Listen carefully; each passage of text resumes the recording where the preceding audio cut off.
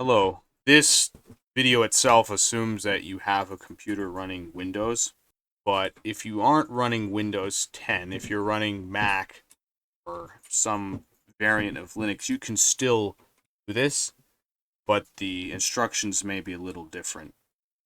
Anyway, without further ado, I will show you to where you can get. I use this website because as it stands, Java JDK provided by Oracle restricts developers to non-commercial use unless those developers purchase support packages from Oracle. OpenJDK is the same code base, it's the same Java implementation, just with a license that doesn't restrict your ability to make commercial software or whatever. So here is adoptopenjdk.net, and by default, it should have OpenJDK 11 LTS selected and hotspot. You could choose to use a version newer than OpenJDK 11, such as OpenJDK 15, but OpenJDK 11 is the newest long-term support release, which means it's supported for a couple of years. Whereas if it doesn't have LTS, it means it's supported for around 6 months. So you should use LTS. I'm choosing 11 over 8 because 8 is actually being phased out. Java 8 is being phased out, so you should use OpenJDK 11. Also, you'll notice I have this option, latest release.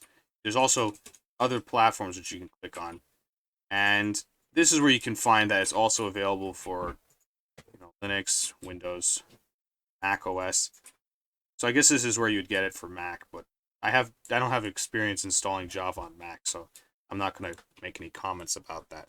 Anyway, you can press latest release.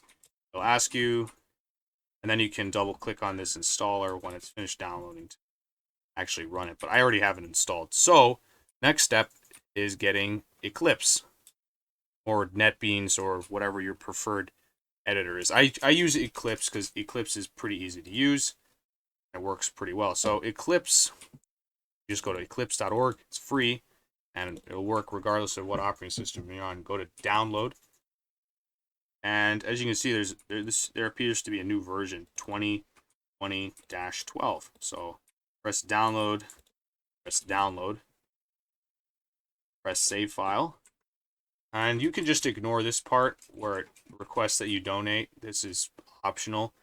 Eclipse IDE for Java developers is the option you want to select.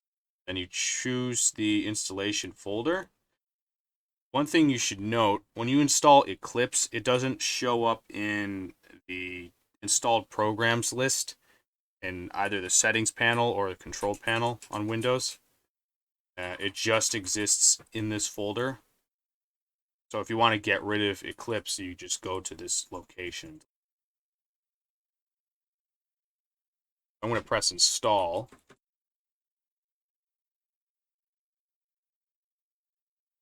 And note that it recognized our version of Java as adopt OpenJDK JDK-11.0.8.10-hotspot right up here.